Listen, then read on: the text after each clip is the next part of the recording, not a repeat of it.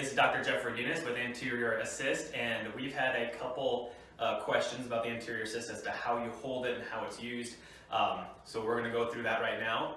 First of all, we have some magnets right on the tools, so you don't have to put it on a table, you don't have to lose it, just easily accessible.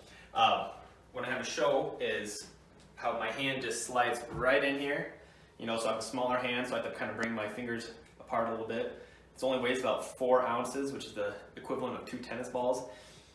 If you have a bigger hand, you know, maybe your fingers only get about to right there, but I can completely grasp this thing if I want to. When it comes to adjusting the spine, we have the patient cross their arms. We find that area we want to adjust. We have them take a nice deep breath, come down to the table, and just a nice light thrust.